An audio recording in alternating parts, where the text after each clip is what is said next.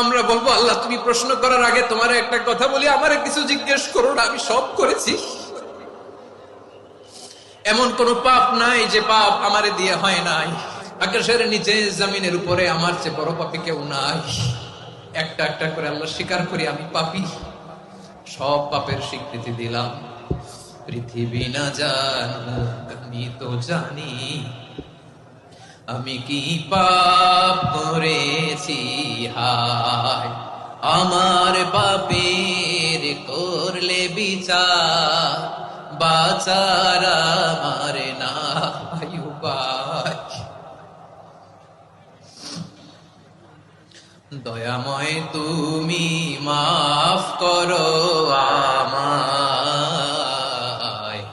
মাফ করো আমায়। আল্লাহ তাআলা যদি দয়া করে আমাদেরকে মাফ না করে, আমাদের বাঁচার কোনো উপায় নাই। আপনি কি ভেবেছেন আপনার নামাজ দিয়ে আপনি জান্নাতে যাবেন? আপনি তাহাজ্জুদ গুজার, সেজদা দিতে দিতে কপালে দাগ ফেলেছেন, এটা আপনারা জান্নাতে নেবে না।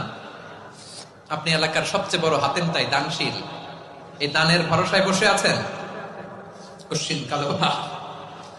আমাদের নামাজ, আমাদের রোজা, আমাদের ইবাদত, এগুলোকে মিজানের পাল্লায় উঠালে কোনো ওজনই হবে না। তবে আমাদের একটা কৌশল জানা আছে, আমরা আল্লাহর রহমতের ভিখারি। আমরা সেদিন আগেই গুনার স্বীকৃতি দিয়ে দেব। আমরা বলবো আল্লাহ তুমি প্রশ্ন করার আগে তোমার একটা কথা বলি, আমারে কিছু জিজ্ঞেস করো না, আমি সব করেছি। এমন কোন পাপ নাই যে পাপ আমারে দিয়ে হয় নাই। তোমার রহমত দিয়ে তুমি জান্নাতে পাঠাবা, তোমার দয়ায় জান্নাতে যেতে চাই, আমল দিয়ে না। পারবেন বলতে? কিয়ামতের দিন আমরা বলবো আল্লাহ আমার আমল দিয়ে জান্নাত চাই না, আমি তোমার দয়া দিয়ে জান্নাত চাই। তোমার দয়া ছাড়া আমার কোনো উপায় নাই।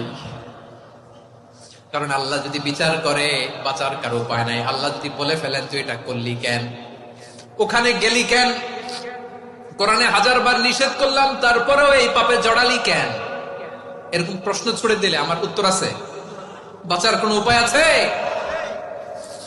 রোজ হাসরে হে আল্লাহ আমার করোনা বিচার, আল্লাহ করোনা বিচার। বিচার চাহি না তব দয়া চাই, এ গুনাহগার আল্লাহ করোনা বিচার। আপনার আমল দিয়ে জান্নাতে যাবেন? কি দিয়ে যাবেন? আল্লাহর দয়া দিয়ে। আল্লাহর রহম আর দয়া ছাড়া কেউ জান্নাতের চেহারাও দেখতে পাবে না। আমার প্রিয় ভাইরা, এই দোয়া আল্লাহর কাছে পছন্দনীয় হওয়ার কারণ তিনটা। দোয়ার প্রথম অংশে আছে তাওহীদ, আল্লাহর একত্ববাদের ঘোষণা। এই দোয়ার দ্বিতীয় অংশ আছে তাসবিহ, আল্লাহর প্রশংসা সূচক বাণী। এই দোয়ার 3 নাম্বার অংশ পাপের স্বীকৃতি। তাহলে আমরা সবাই গুনাহগার। আমরা আল্লাহর কাছে পাপের স্বীকৃতি দিয়ে বলবো, ও আল্লাহ ইন্নী কুনতু মিনাজ জালিমিন, আমরা জুলুম করেছি, পাপ করেছি, অন্যায় করেছি, আল্লাহ বুঝতে পারি নাই, শয়তানের ওয়াসওয়াসায় পড়ে, বন্ধুর পাল্লায় পড়ে, নফসের খায়েশ মিটাতে যে আল্লাহ করে ফেলেছি। তুমি গুনাহ না মাফ না করলে আমাদের গুনাহ মাফ করার দ্বিতীয় কেউ নাই। ঠিক কিনা বলেন?